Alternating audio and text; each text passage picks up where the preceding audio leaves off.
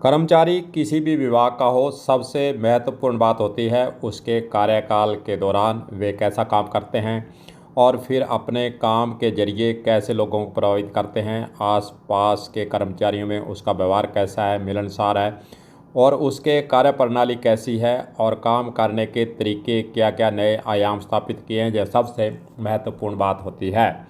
नौकरी करते वक्त सभी तरह के आयामों से हमें गुजरना पड़ता है। सभी तरह की समस्याओं के, कठिनाइयों के मद्देनज़र सभी को पार करते हुए अच्छी सेवा देने का काम कर्मचारी की ओर से प्रयास रहता है। और इसी की कड़ी में जब वह काम करते करते और उसका समय बीतता जाता है, आखिरकार नौकरी लगा है तो सेवानिवृत्त भी उसे होना ही है। उसी तिथि को जिस वक्त ज्वाइनिंग हुई है, सेवानिवृत्ति की तिथि भी लिख दी जाती है। बहुत कम ऐसे लोग हैं जो अपनी सेवा काल के दौरान अपनी पहचान बनाते हैं और अपनी छवि को वह छोड़कर चले जाते हैं जब वे सेवानिवृत्त होते हैं और लोग उनको लंबे समय तक याद भी करते हैं।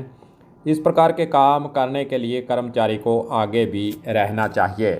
सेवानिवृत्ति के वक्त ली गई तस्वीरें भी यादगार बनकर रह जाती हैं, सदा के लिए वह याद रखने वाली होती हैं।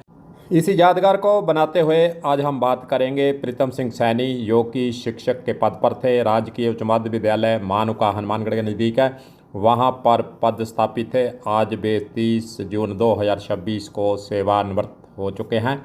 सेवानिवृत्ति समारोह मानुका विद्यालय के अंदर आज जो रखा गया, वहां पर स्टाफ के द्वारा विदाई दी गई और रामा शामा करते हुए उनकी शुभकामनाओं के साथ वहाँ के स्टाफ के द्वारा वहाँ किए हुए कार्यों को याद भी किया गया। चलिए सीधे सुनते हैं प्रधानाचार्य, जो इस विद्यालय के प्रधानाचार्य हैं, उनका प्रीतम सिंह सैनी की सेवा काल के बारे में और जो सेवा उनके द्वारा वहाँ जो है नौकरी की गई उसके बारे में क्या कहना है, सुनिए। आपके टीचर रिटायर हो रहे हैं। हाँ जी। प्रीतम सिंह सैनी। हाँ जी। क्या कहेंगे इस बारे में? प्रीतम सिंह सैनी जी 2017 में हमारे साथ जुड़े थे। 9 साल उन्होंने हमारे यहाँ जो है सेवाएं दी हैं।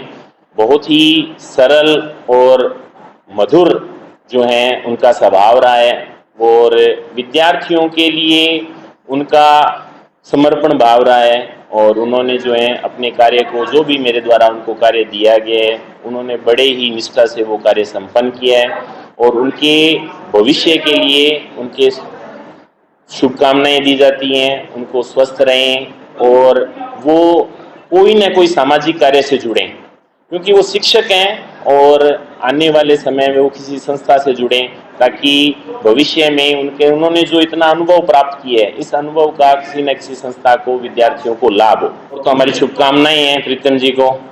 और प्रीतम जी ने विद्यालय को जो है अपनी सेवानिवृत्ति पर 2 लोहे की अलमारियां भेंट की हैं। इनसे कहा गया कि भी हमें 2 लोहे की अलमारियों की आवश्यकता है, तो इन्होंने कहा कि भी बिल्कुल इस जो भी विद्यालय को आवश्यकता है वो मेरे द्वारा पूरी की जाएगी। तो मैं प्रीतम जी का इस विद्यालय की जो है आवश्यकता को पूरा करने के लिए प्रीतम जी का बहुत बहुत धन्यवाद करता हूँ। तो भी मेरे हिसाब से जो शिक्षा और स्वास्थ्य है, क्योंकि ये जितना भी हम देखते हैं कि विकसित देश हैं, उनका जो डेवलपमेंट हुआ है वो शिक्षा और स्वास्थ्य पर निवेश के कारण हुआ है।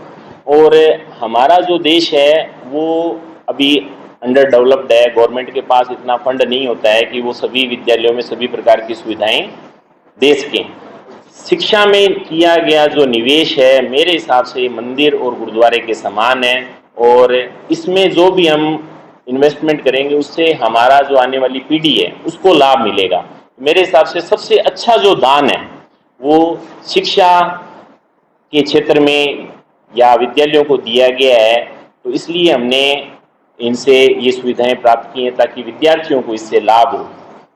जैसा कि प्रधानाचार्य मानुका के द्वारा कहा गया कि प्रीतम सिंह सैनी के द्वारा हमेशा ही सार्वजनिक कार्यों के अंदर पूरा सहयोग दिया जाता था और भामाशाहों के सहयोग की बात करें, चाहे हम विद्यालय के अंदर कुछ न कुछ नयापन करने की बात करें, उसमें लगे रहे तो अच्छी बात है। ऐसा कर्मचारी को अपने क्षेत्र के अंदर, परिक्षेत्र के अंदर करना ही चाहिए, ताकि वे यादगार के रूप में वहाँ पर अपनी क्रियाशीलता को दिखाकर वे सेवा काल को अच्छा बना सके।